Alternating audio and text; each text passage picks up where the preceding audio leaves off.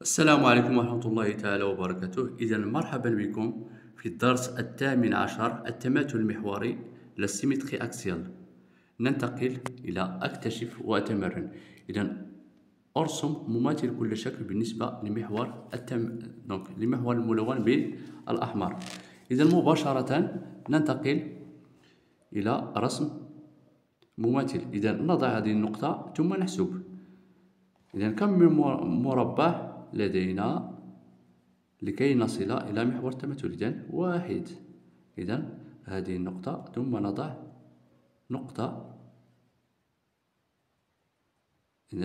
تبعد بمربع عن محور التماثل. إذن نضعها ثم نحسب هذه النقطة. إذن نحسب من محور التماثل إلى هذه النقطة. إذن واحد، اثنان، ثلاثة، أربعة.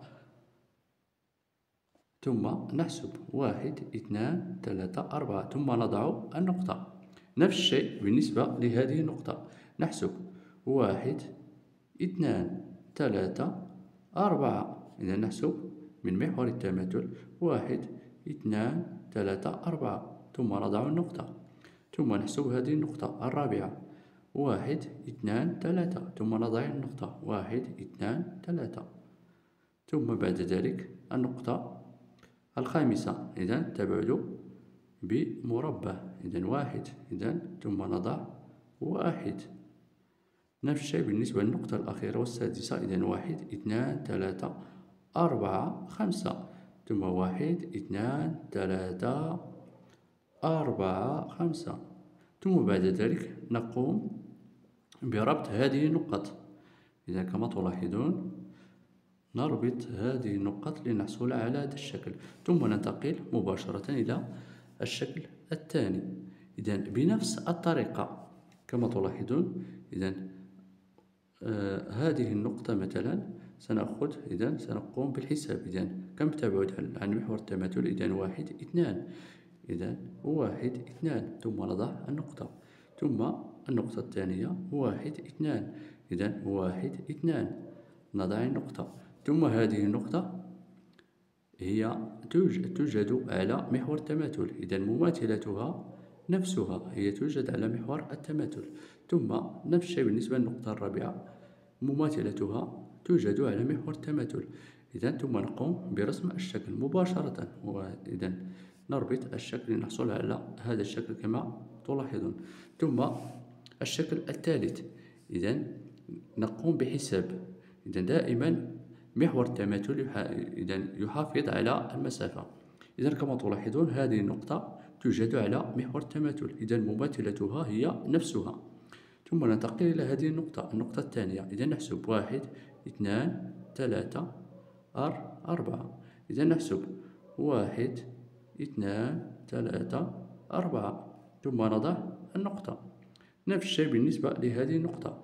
واحد، اثنان، واحد، اثنان. إذا ثم نضع النقطة. ثم بالنسبة لهاتين النقطتين فقط كما تلاحظون. إذا تبعد عن هذه النقطة بمربعين. إذا نقوم برسمها. واحد، اثنان. ثم بعد ذلك يمكننا أن نرسم مماثل بالنسبة لهذه النقط كما تلاحظون. كل نقطة بمماثلتها نقوم برسمها لكي نحصل عليها. إذا ثم بعد ذلك سنحصل على هذا الشكل كما تلاحظون. ثم الشكل الرابع كما تلاحظون نفس الطريقة. إذا كما تلاحظون إذا هذه النقطة مماثلتها هي هذه النقطة. ثم هذه النقطة مماثلتها هي نفسها. ثم هذه النقطة مماثلتها هذه النقطة. ثم هذه النقطة نحسب واحد، اثنان، ثلاثة. تبعد عن محور التماثل بثلاث نقط أو ثلاث مربعات. إذا واحد، اثنان، ثلاثة. ثم نقوم بحساب. إذا هذه النقطة واحد، اثنان، ثلاثة، أربعة. إذا تبعد بأربع مربعات عن محور التماثل. نحسب واحد، اثنان، ثلاثة، أربعة. إذا ثم النقطة الأخيرة واحد، اثنان، ثلاثة. إذا واحد، اثنان، ثلاثة. إذا مماثلتها ها هي. إذا ثم نقوم بربط هذا الشكل لنحصل على هذا الشكل كما تلاحظون.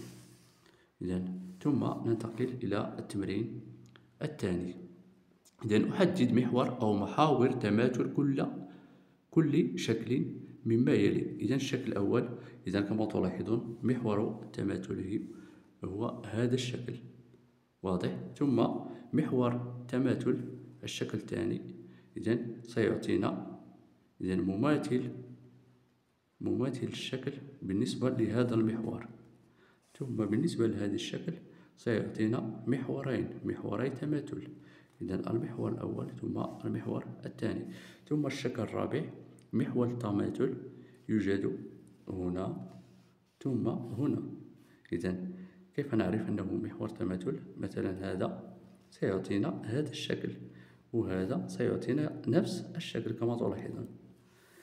إذا ننتقل إلى يعني التمرين الثالث. هل الشكلان متماثلان بالنسبة للمستقيم الأزرق؟ في كل حالة أعلي الجواب وأتحقق. إذا بالنسبة للشكل الأول، إذا بطبيعة الحال كما تلاحظون إذا الشكلين غير متماثلين. لماذا؟ لأن محور التماثل يحافظ على المسافة. إذا 1 2. إذا كما تلاحظون هذه المربع يجب أن توجد هنا، وبالتالي إذا ليس متماثل. وحتى بالنسبة لهذه إذا قمنا بحساب تماثل النقط فإننا لن نجدها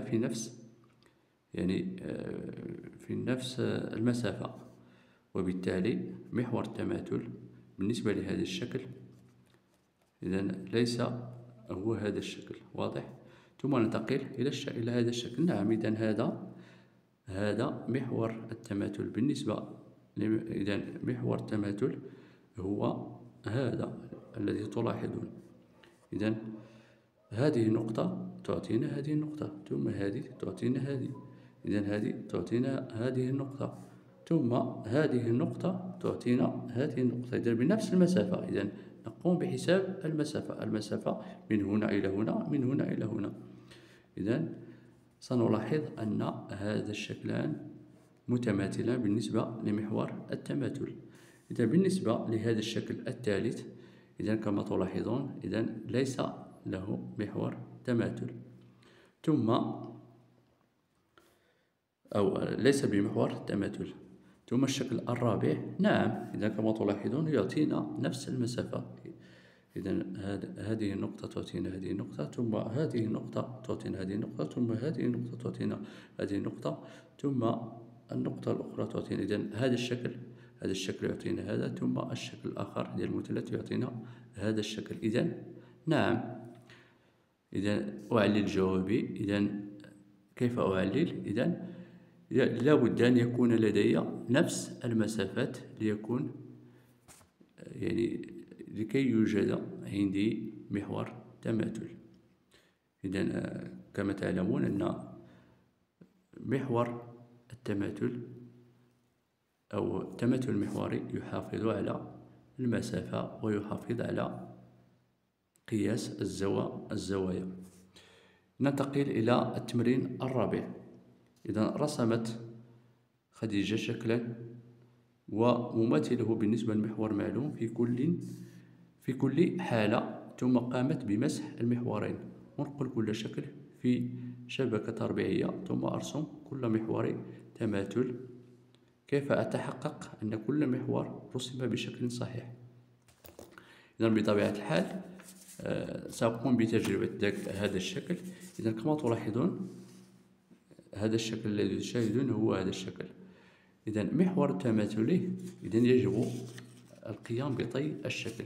إذا قمت بطي الشكل سيعطيني هذا محور التماثل، ولكن هل سيعطيني نفس الشكل إذا قمت بطيه هكذا؟ إذا بطبيعة الحال لا. إذا كما تلاحظون إذا محور التماثل سيمر هنا.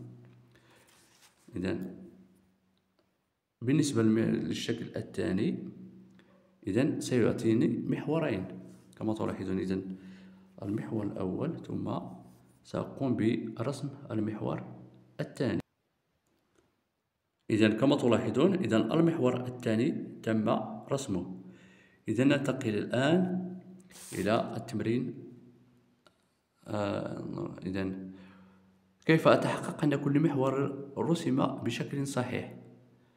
إذن كما تلاحظون، إذن كيف أتحقق؟ إذن حساب المسافات وقياس الزوايا. إذن يجب قياس المسافات والزوايا بطبيعة الحال.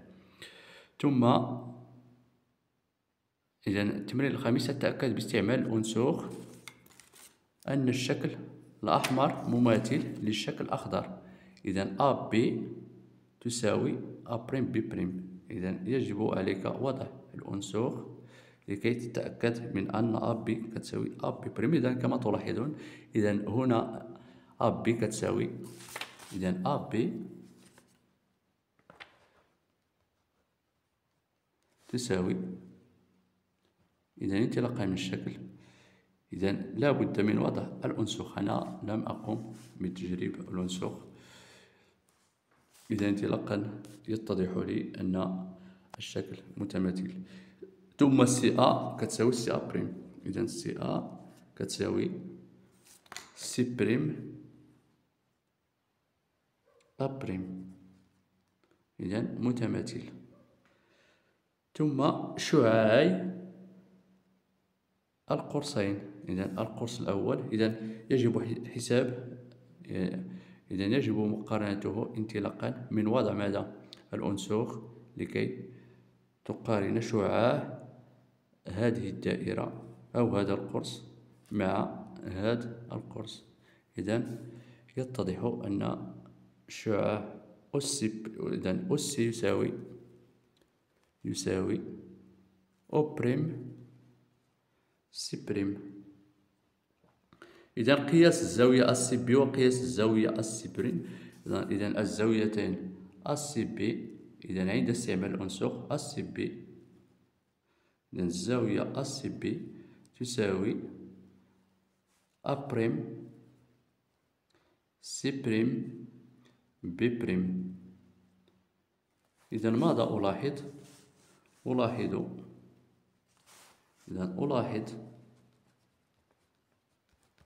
أن ماذا؟ التماثل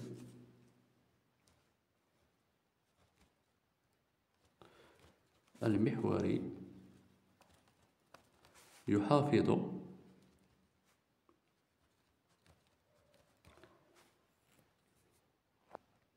على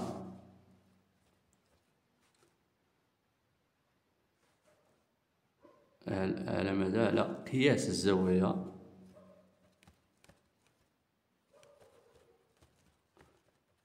ويحافظ أيضا على